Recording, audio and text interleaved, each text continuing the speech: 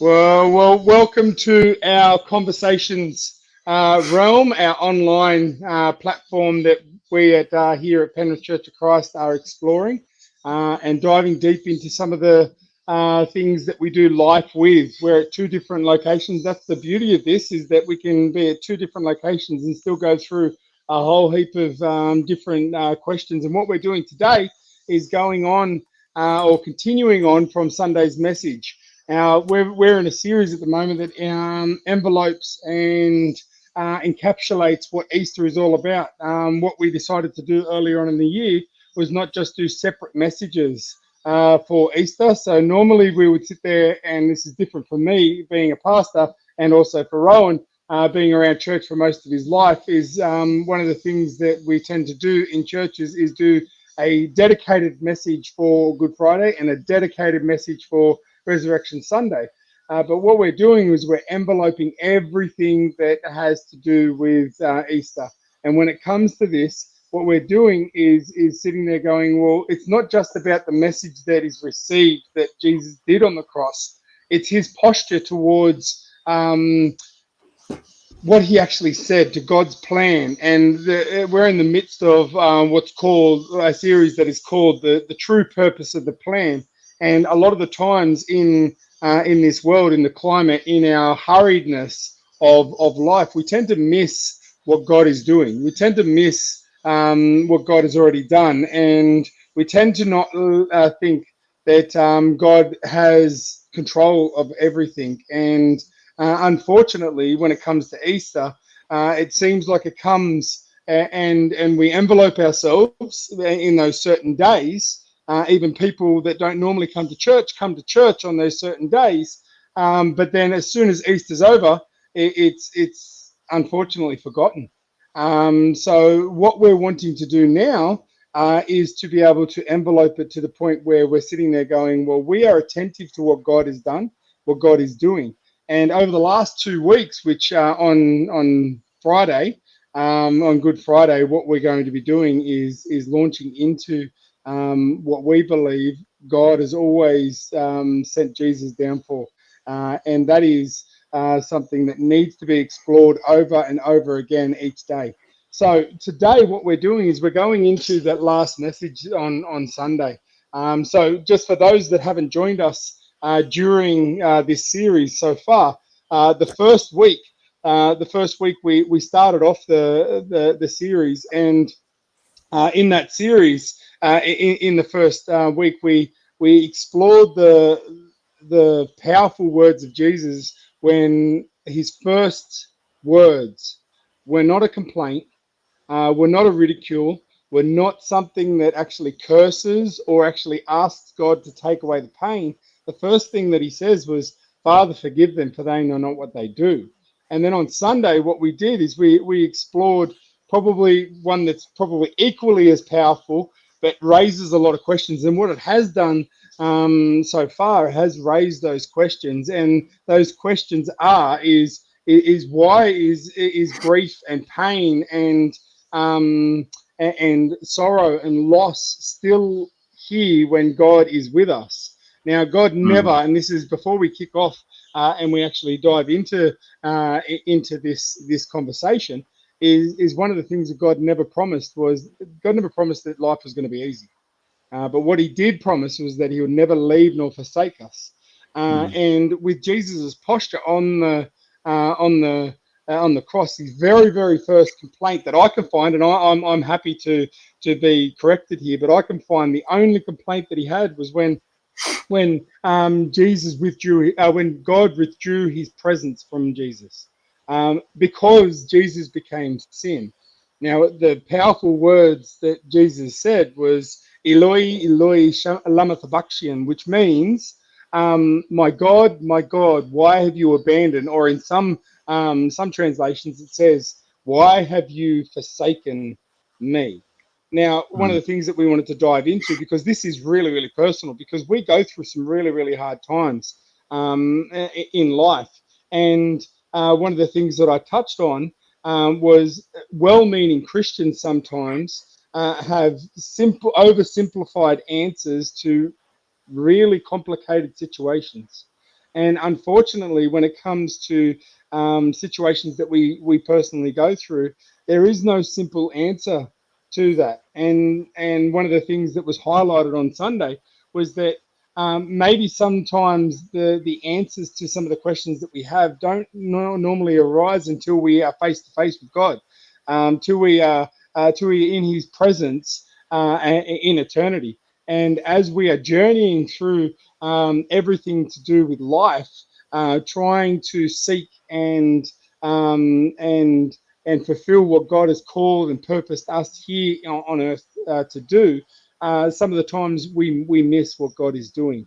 So we're wanting to dive into just this little bit, and the well-meaning Christians sometimes, as I said to you before, have these three different approaches to what life, or the simple answers to life, the difficult situations, is it's your fault, it's Satan's fault, and it's God's will. But one of the things that I want to quickly touch on just before we get into some of the quotes that Rohan has discovered, listening to the message and going through what we were going to speak about today, was that Jesus didn't posture himself in that way. Jesus didn't posture himself in the sense of blaming others or actually trying to look for an excuse in the human realms, but he postured himself on the actual plan. And I've said at the beginning of this year, are we as his children, are we Christ focused or are we cross focused? Because if we're Christ focused, we can only develop or only concentrate on what Christ can give us, which is good. It is good, but it is limited, and that's why Jesus, he himself wasn't. He wasn't concentrated on what God was doing through him. He was concentrated on what God was doing, even up until the last breath. These last words that God has said, even the Father, forgive them, for they know not what they do. And then this, why, my God, why have you abandoned me? So, Rohan, listening back to the messages and going through it and meditating on what God's doing in you during this message, what does that mean to you? What does that, before we get into any of the structured stuff in this conversation, what does that cry out from Jesus mean to you? My God, why? Yeah, just before I go into that, I think your video is not coming through, unfortunately, even on live, Adam. So maybe just while I'm talking, you can pop out and back in again. I'll leave and come back in. I can do that. Yep. Done. So when Adam talked about that line, my God, why have you forsaken me? Some people may not know, but it's actually a reference as well to Psalm 22, where David writes, Psalm of David, he writes, my God, in the New Living, it's why have you abandoned me? And so it reminded me of that. And why would Jesus, I was just saying, Adam, it reminded me of in Psalm 22, David writes the same line.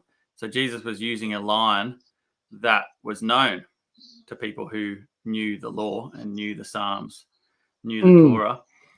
And I think something about David that resonated for me, like it reminded me of that heart of David where he was always honest about how he was feeling. And obviously, it's not so much the point of, in the case of David, had God actually abandoned him or forsaken him or whatever translation you use. It's more of, for me, there's that honesty in this is how I feel in that brokenness. So I was just reflecting on that similarity and the way that Jesus had that same heart of intimacy. And what actually reminded me of that too is you told a story in your message, Adam, where you talked about Ivy getting the shot, the needle, which she might not want to overhear because she's still processing it. But there was this this moment, you said, when she looked in your eyes as she experienced that pain, as she experienced that she felt like everything was against her, including possibly you in that moment, going, Yeah. why would you put me through this pain? And you could tell that just from the look. She didn't have to say anything. And the interesting thing is I thought, well, what's the alternative? Like, we think about David being honest with how he feels to God as the Father, coming to the Father in intimacy. And to me, when Ivy looks at you like that, that conveys an intimacy that she has in you. Yep. And she still has a trust, even in that point, because if she didn't trust you, she wouldn't look at you. She would just go, oh, well, that's what he always does. Or, like, there wouldn't be this intimacy. There would be this disconnection. She'd look somewhere else to where she gets her comfort. But the fact that she looked to you says that that's who she looks to as her comfort and as her intimate connection for life and protection. And so, I was just thinking on that, and I thought, I wonder how much this is a model as well of Jesus modeling how we are to look at, and that's sort of what you're saying in your message, how we are to look at how we are to come before God in our suffering, in our trials. And not to look elsewhere, but to be honest, because we feel a certain way. We can't help that. But how we feel, someone once said that emotions make a terrible master, but they're a great language for God to talk to us through. So God uses our emotions to talk to us. But when I look so much of David's psalm here, and we'll move on from here in a sec, but he says, why are you so far away when I groan for help? Every day I call to you, my God, but you do not answer. Every night I lift my voice, but I find no relief. And like, it's interesting reading that, because you could just approach it and go, well, that's theologically incorrect. You could approach it from a theological reason point of view and go, oh, sorry, David, you're wrong. Like, God is actually there. Like you were saying, that people approach us in our pain, but there's actually an intimacy he has with God where he goes, this is how I feel. And God doesn't correct us and go, actually, that's wrong. And obviously it's a whole nother different discussion with Jesus as to, it was a whole lot more real, the Father not being there. But how many times do we just like push it, ignore it, and go, we can't talk to God that way? We can't actually say it feels like you're not there, God, because he'll be disappointed in us. Whereas if we believe we are a beloved son, like Jesus did, we can maybe we can follow his example and say, why are you not here? Why are you not? 100%. 100%. Sometimes we feel that God is so distant from us, and I did use this illustration that Holly and I have actually have spoken about afterwards, because I asked her. I said, "What did you see when I wrote that word that I asked the people to say? What did you actually see?" And it's the different perspectives. And that, for me, in my times, as I look back, I'm sitting there going, that is so true. Like that word where people either saw now, here, or nowhere, depending on what your perspective is, that is a pillar, because we only see part of the story, and it gets even clouded even more when we are in the midst of our real bad journeys, like our trials. Like, it might be a death in the family, or it might be a trial that we're going through, that we're seeking answers and over and over and over again praying for. And I've said this to you before, Rohan, just in passing and in our conversations that we've had out off screen, is that, does this all stem down to how we actually trust the Father?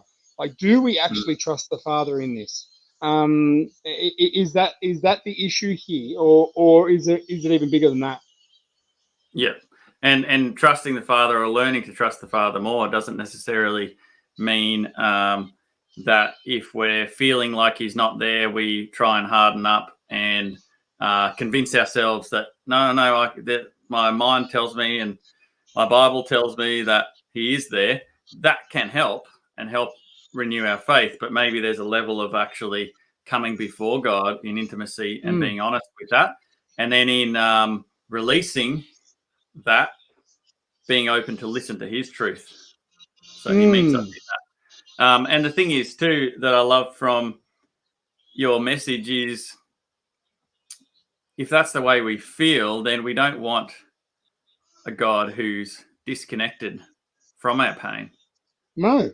But the thing is, we forget sometimes is we get to Easter or all through the way we think about God, this concept of the Trinity, which the word Yes. Trinity isn't actually Yeah. in the Bible, but is Yeah. obviously No, it's not. a sound core doctrine of our Mm. faith, for very good reason, and we won't go into that too much. But in this concept of the three, it's still the one. Yes. And so, how easy is it to sometimes go, "Oh, the Father gave His Son. Oh, that's a bit of a harsh relationship," like it's hard to grasp. And but no, God also gave Himself. And God. that's something. Yeah. Yeah.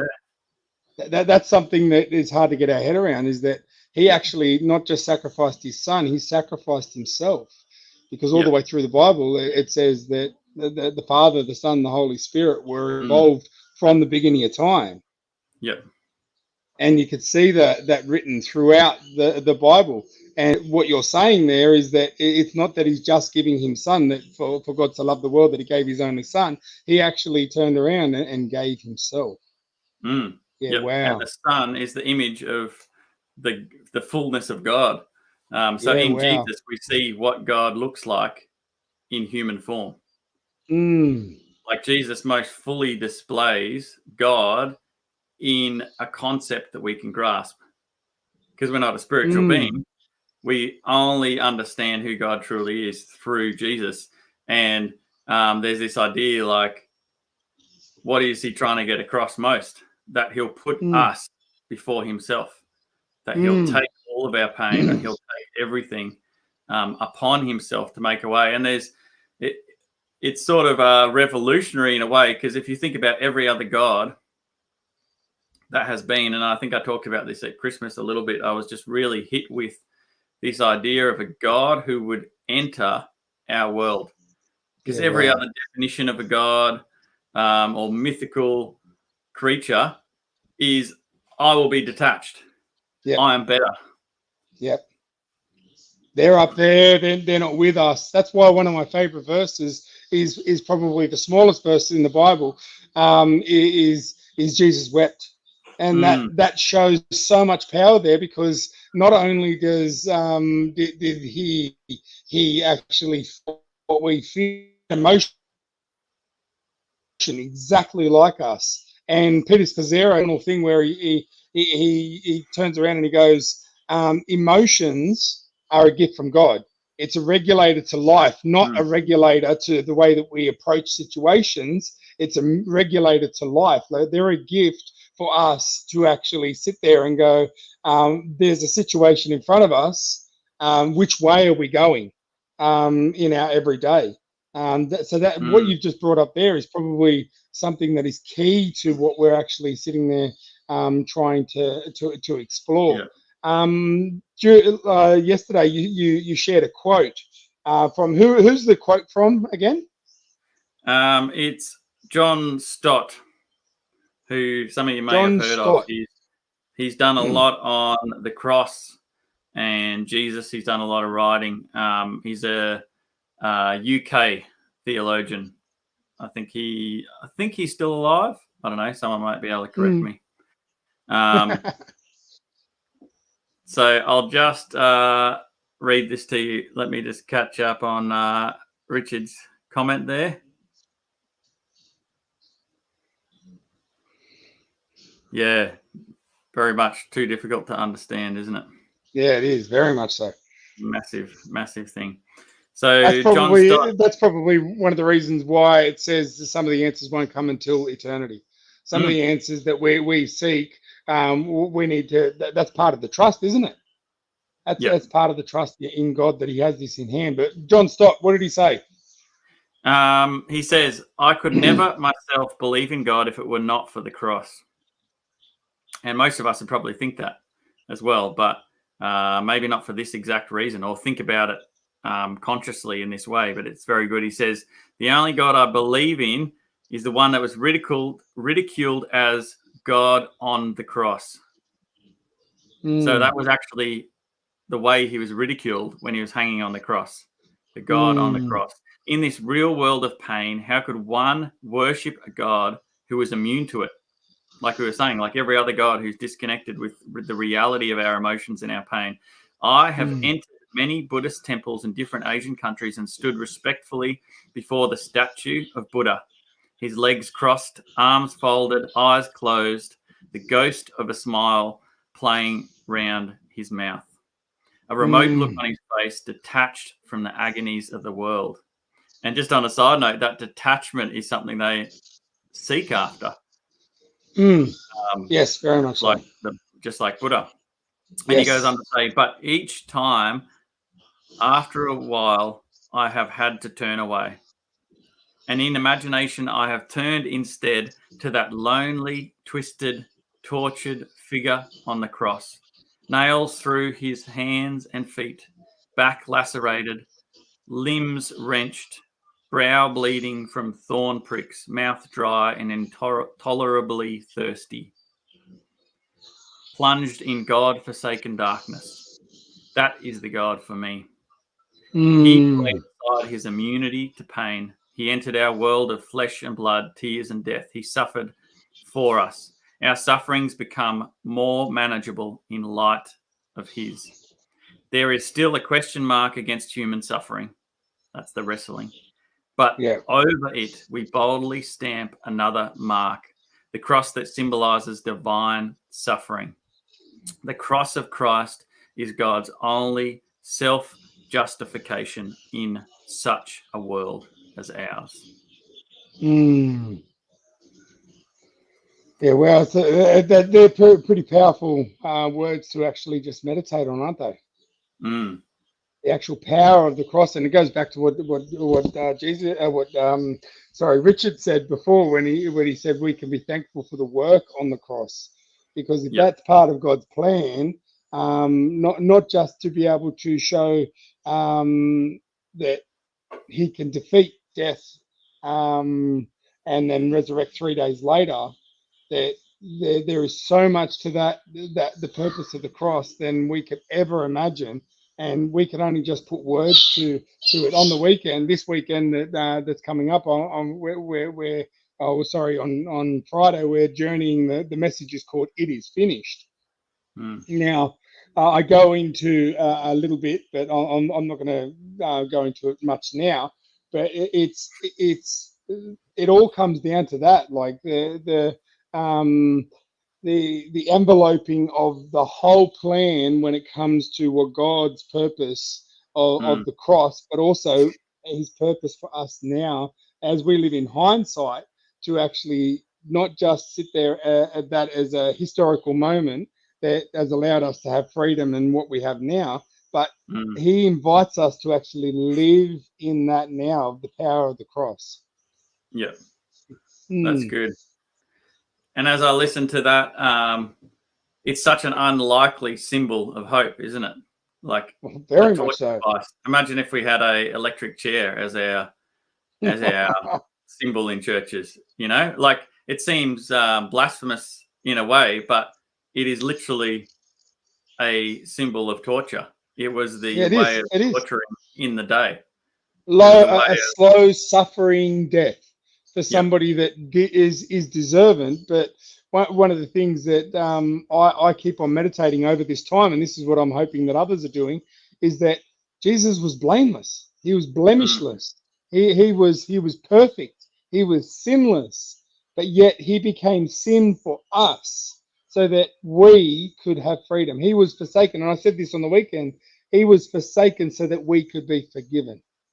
And if what you're saying actually envelopes into that as well, is that Jesus, the Son of God, actually represents God the Father, how much bigger is that in the conversation that we're having now? He's not only giving of his Son, part of his flesh and blood, but he's giving of himself as part of the one. So much one that they can't be separated. They're one person. There's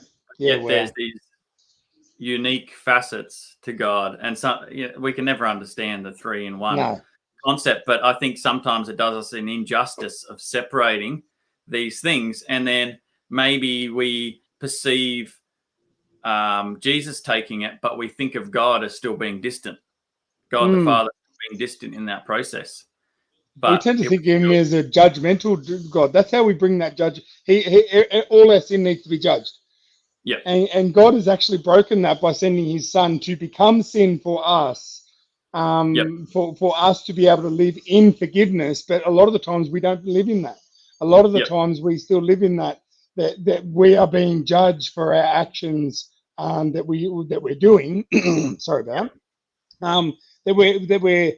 We're being judged day by day in that sense. Whereas God is actually inviting us to an abundant life that actually lives in the forgiveness that comes from the cross. Yeah. Yeah. And wow. And the only judgment he's made, he's put on himself. So he's taken all our judgment. And see, when we remember that he's put it on his son, but the 3 in 1 concept again, we go, okay. So he's taken. So what he should have put on us and what we deserved, he took. Yes. So he stepped in front of the bullet, or took the arrow, or whatever image you want to use, or actually in that story you used as well, which was a great illustration of that. Actually, the one that makes me cry all the time. There's actually an element of that, and obviously every story doesn't fully capture every facet of it, but just brilliantly captures that tension, and and in a way that the Father takes that himself. Yeah, I want to get your opinion, because we're nearly just about out of time just in this little segment of conversations. I want to get your opinion as somebody who has sacrificed a lot. As I said on the weekend, they're taking the different perspectives, and the disciples' perspective was that they've given up their homes, they've left their families and everything like that. But Arthur Pink, who is an author, he beautifully depicts this by saying, "So holy is God that mortal man cannot look upon him in his essential being and live." Now, I gave a few examples of Abraham and Job and Isaiah, but actually sitting there, and it's throughout the Old Testament, and when they've actually got a glimpse, or they've come face to face with God, they've actually turned around and either bowed their head, or they've actually said, here's one. Isaiah says, "Woe to me, I am ruined. I have become undone, because I live, I'm a man of unclean lips, and I live among people of unclean lips." Now, one of the things that we sit there and go is that we did have a glimpse of God in Jesus, and so many people rejected him. So what does that mean to you when it comes to your everyday life, Rohan?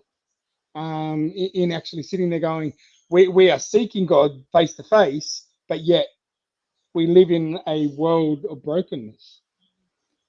Well, I think for me, what strikes me about Easter is it's easy to look back and think, oh yeah, that makes sense.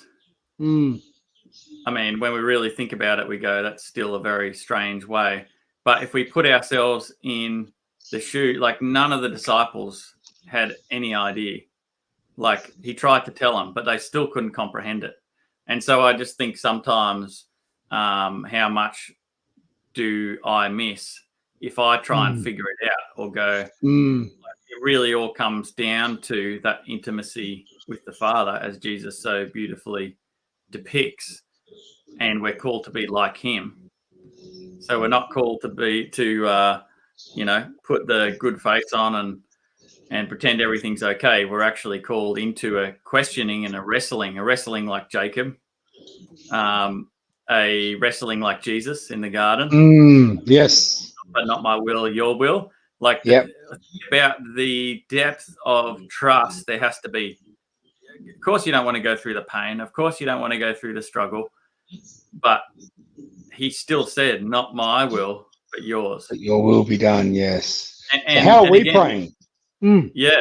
And this is the God the three, but in one. So in a way, God's becoming humanity to model to humanity how to relate to God. Yeah, And so in me, I need to continually come under that submitting and wrestling with the heart of God. Yeah, So I don't just say, okay, yeah, God, you work all things for good, or you're a good God. But I actually, how does that look in my life? Where are the places where he hasn't shown up, where I have felt abandoned? And what are the wounds from that? And what way do I look at the world because of those wounds where I felt rejected?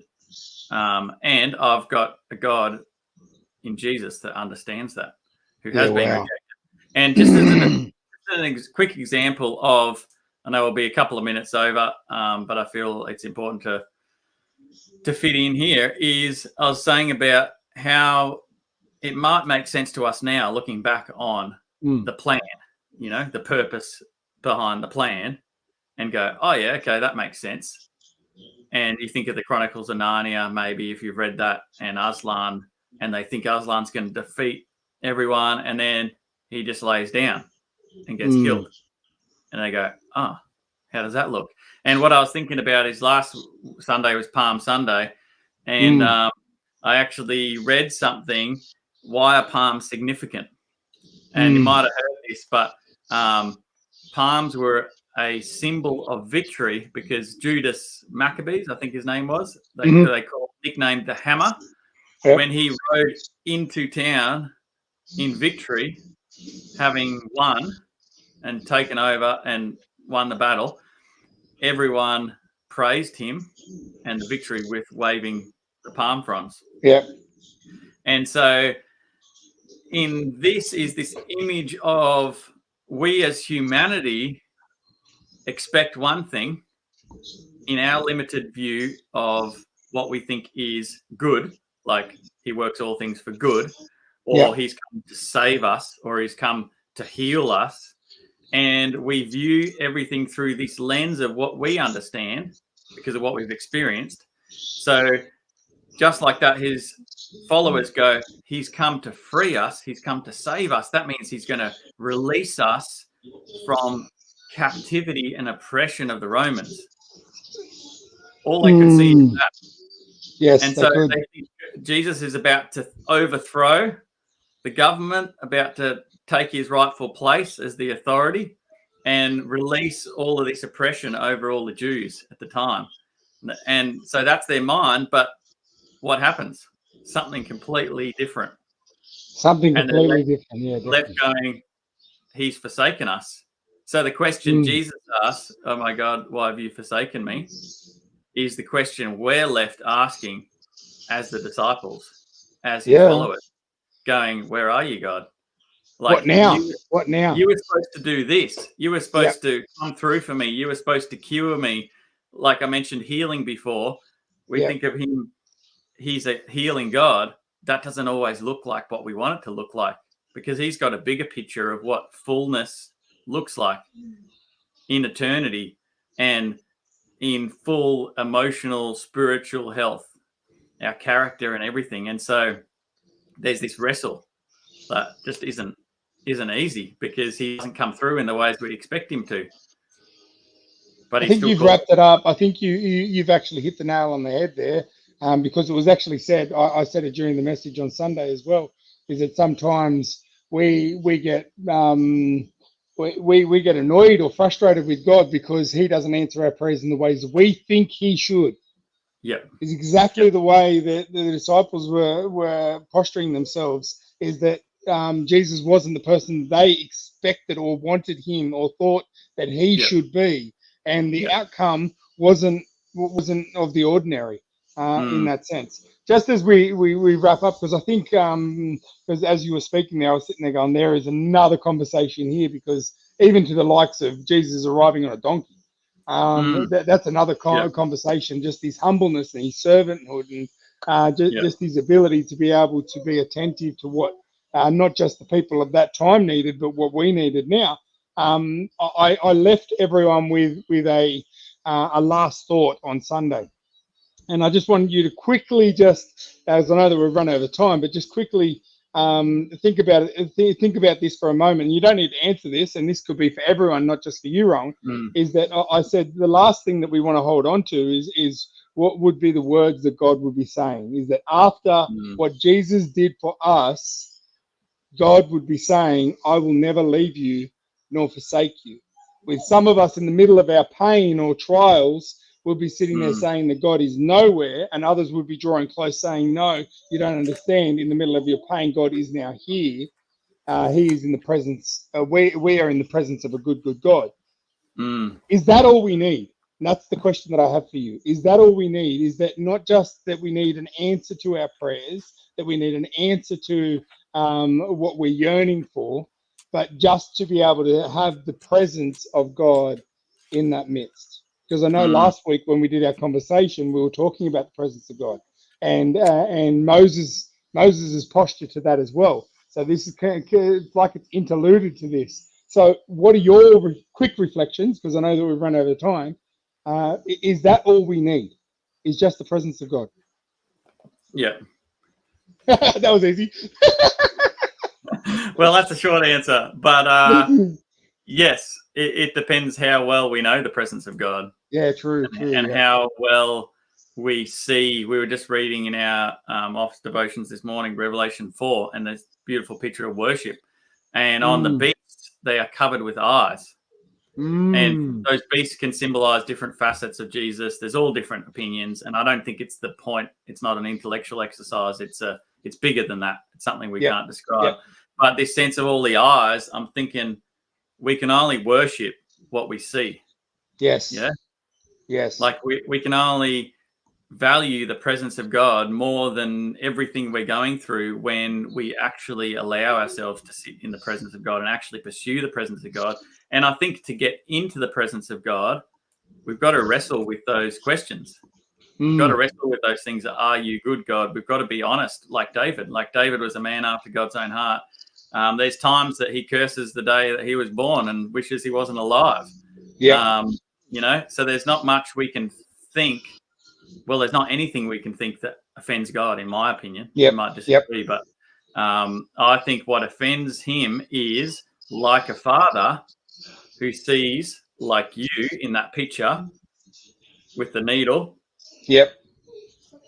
who doesn't look to the Father. When we don't look to the Father in our pain, how much more when we try to do it ourselves? With Ivy, if you're sitting there and Ivy all of a sudden has this pain and she looks away. That would be even worse. As opposed to looks into your eyes and there's this sense of, but Dad, why? Yeah, why? She's still looking to you. She's still looking to you. And I just think that is what the Father loves, is when we still look to him. When we still come to him and we go, look, I don't understand, or I'm angry with you, or whatever other words we need to use to express how we feel. It doesn't offend him. Raw, true. Yeah.